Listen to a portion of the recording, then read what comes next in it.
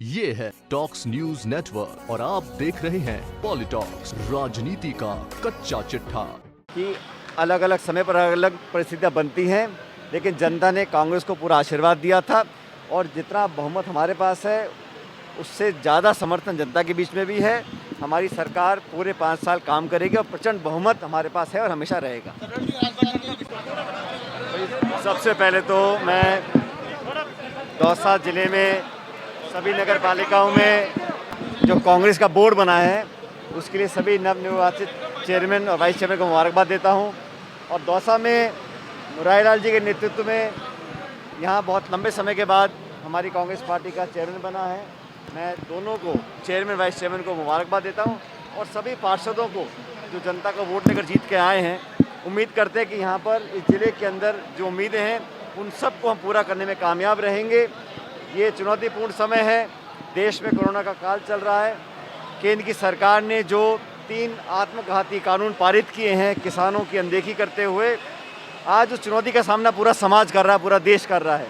मैं उम्मीद करता हूं कि भाजपा की जो केंद्र की सरकार है इस प्रकार का दुर्व्यवहार जो किसानों के साथ हो रहा है उसको तुरंत प्रभाव से बंद करे। कल कांग्रेस पार्टी ने, तमाम नेताओं ने राष्ट्रपति महोदय को ज्ञापन दिया। 2 करोड़ लोगों ने लिखकर इन कृषि कानूनों का विरोध किया है। मैं चाहता हूं कि देश के तमाम नागरिक एकजुटता से इस कानून जो बने हैं तीनों, इनका विरोध करें। और इस देश में लोकतंत्र में अपनी बात रखने का अधिकार सब लोगों को है। जिस ठंड में हमारे हज़ारों किसान दिल्ली के चारों तरफ बैठे हैं, इस बात को दिखाता है कि जो ज़मीन से अनाज पैदा कर कर पेट पालते हैं उन किसानों की चिंता सरकार को नहीं है। इसलिए हम सबको एकजुटता से काम करना पड़ेगा। तमाम विपक्ष के दल, किसान संगठन, स्वयंसेवी संस्थाएं और आम नागरिक, मैं तो कहता हूं देश का आम नागरिक इस आंदोलन से जुड़ चुका है और हम सब लोगों को केंद्र सरकार पर दबाव बनाना पड़ेगा। ये तीनों कानून लोकतांत्रिक हैं, जिस तरीके से संसद में पास किए किसानों के हितों की रक्षा करने में बिल्कुल नाकाम रहेंगे। और चंद पूंजीपतियों को पूरे देश की संपत्ति देने की योजना केंद्र सरकार की है, उसके विरोध में हम सब साथ खड़े हुए हैं। वही लोग हैं जिन्होंने कहा था कि किसान की आमदनी दुगनी कर देंगे। एक तरफ दुगनी करने की बात करते हैं, दूसरी तरफ जो छोटी मोटी कमाई है एमएसपी पर कोई वादा करने को तैयार नहीं है।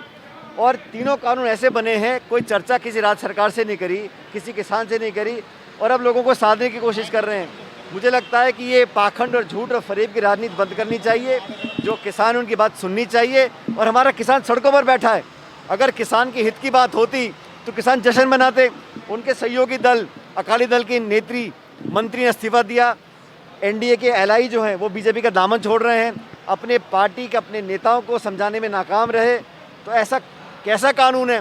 ना तो किसान खुश, ना राज्य सरकारें खुश, ना विपक्ष खुश, ना उनके सहयोगी खुश, उनकी भाजपा के अंदर के नेता खुश नहीं है। तो जिद छोड़कर इन किसी कानूनों को वापस की अलग अलग समय पर अलग अलग परिस्थितियाँ बनती हैं, लेकिन जनता ने कांग्रेस को पूरा आशीर्वाद दिया था और जितना बहुमत हमारे पास है उससे ज़्यादा समर्थन जनता के बीच में भी है। हमारी सरकार पूरे 5 साल काम करेगी और प्रचंड बहुमत हमारे पास है और हमेशा रहेगा। ये है टॉक्स न्यूज नेटवर्क और आप देख रहे हैं पॉलिटॉक्स, राजनीति का कच्चा चिट्ठा।